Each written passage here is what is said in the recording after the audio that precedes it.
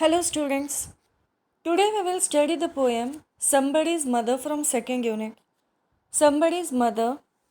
The poem is written by Mary Doe Bryan. This is a simple and heart touching poem. A young boy helps an old woman to cross the street. She realizes that she is he realizes that she is probably somebody's mother.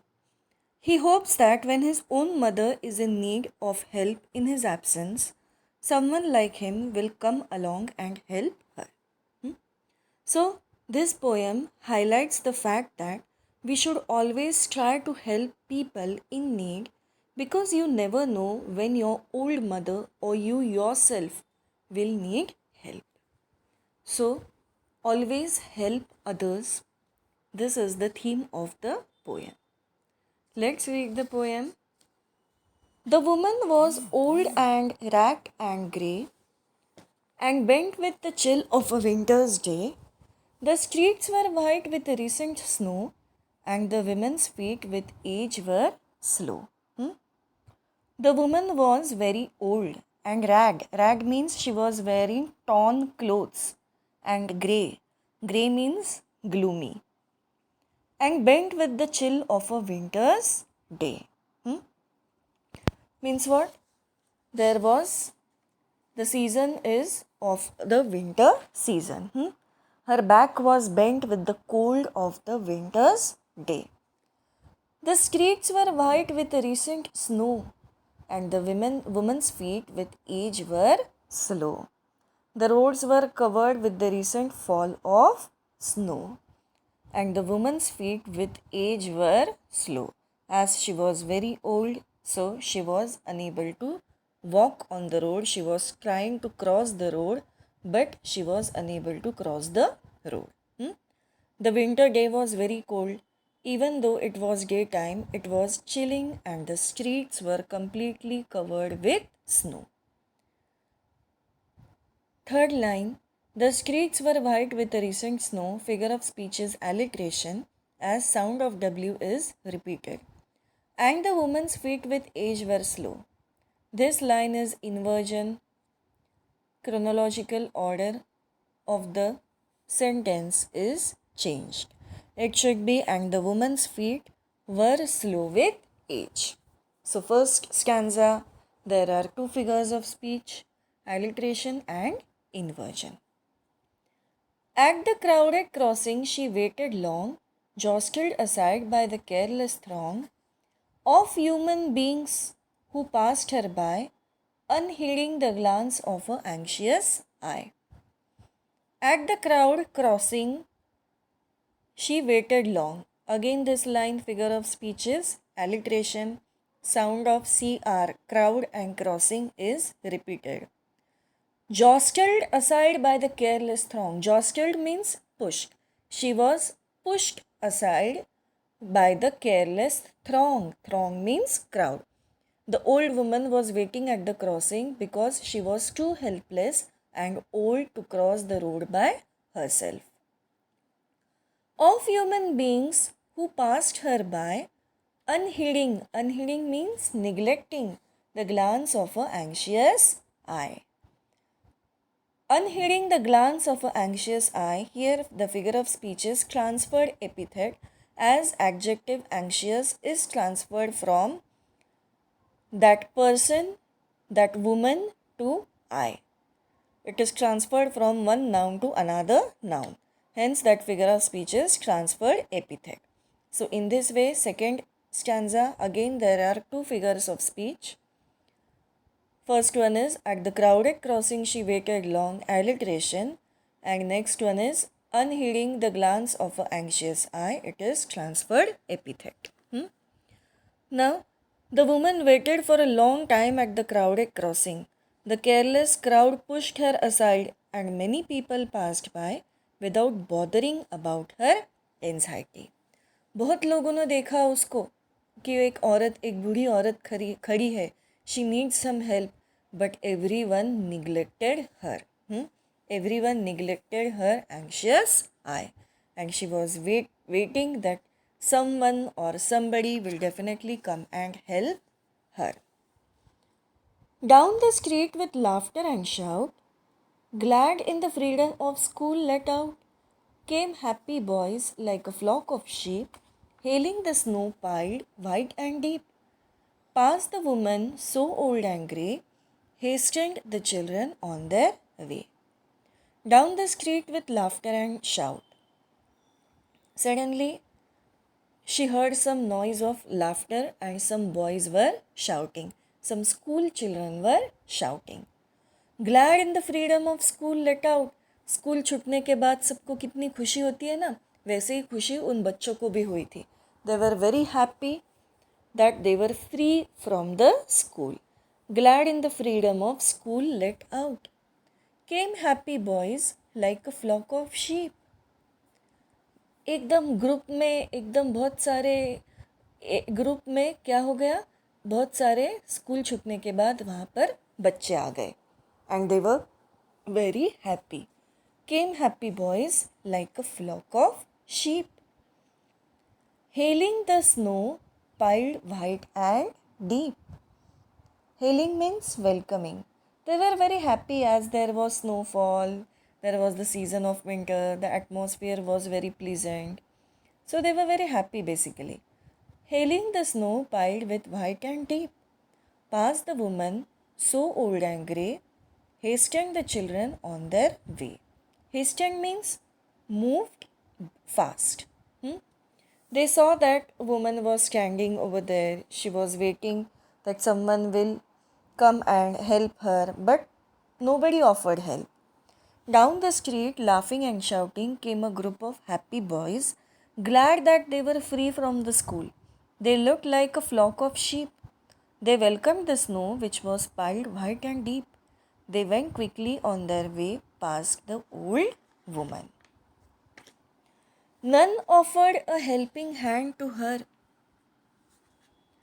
So weak and timid, afraid to stir, lest the carriage wheels or the horse's feet should trample her down in the slippery street. None offered a helping hand to her. None of the boys offered her a helping hand. किसी ने भी उसको मदद नहीं की. None offered a helping hand to her. Figure of speech is alliteration. Sound of H is repeated. Helping hand, her. So weak and timid, afraid to stir. She was very shy. She was very nervous. She was very scared. She was scared and weak and afraid to move on the slippery street, lest the carriage wheels of the horse's feet should trample her down in the slippery street. Means what? She was scared and weak and afraid to move on the slippery street because of fear that she would be trampled either by the wheels of the carriages or the horse's feet. बहुत डर गई थी वो. उसको ऐसे लग रहा था कि एक तो मैं, जितना भी क्राउड है, I would be trampled bye their feet. Trampled मतलब कुचलना. और अगर उनसे नहीं, then by the horse's feet. So she was very afraid and nervous. So weak and timid, afraid to stir, lest the carriage wheels or the horse's feet should trample her down in the slippery street. At last came out of the merry troop. Troop means group. The gayest boy of all the group. Gayest means happiest. He paused beside her and whispered low. Whispered low, that means he spoke very softly. I will help you across if you wish to go. Finally, what happened? Finally, out of the happy group of children, the gayest boy came out. He paused near her and told her softly that he would help her across the road if she wished to go. Her aged hand on his strong young arm she placed, and so without hurt or harm he guided the trembling feet along, proud that his own were young and strong. Then back again to his friends he went, his young heart happy and well contained. Her aged hand on his strong young arm she placed, and so without hurt or harm. This line Figure of speech is alliteration. Sound of H is repeated. Hurt and harm. Finally, what happened? She placed her old hand on his strong young arm. He guided the trembling feet along, proud that his own were young and strong.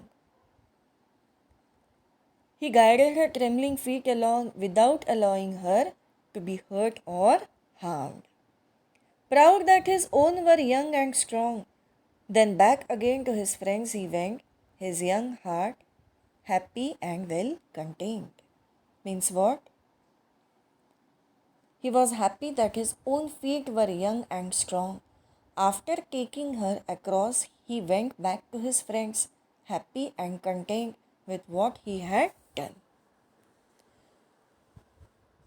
If you do some good to others, definitely there is a feeling of satisfaction inside you. So that boy also was very happy. Why? Because he has helped a young old woman who was of his mother's age. उसको बहुत खुशी हुई थी, उसको अच्छा लगा था कि आज मैंने किसी की मदद की है. She is somebody's mother, boys, you know, for all she is aged and poor and slow, and someone sometime may lend a hand to help my mother, you understand?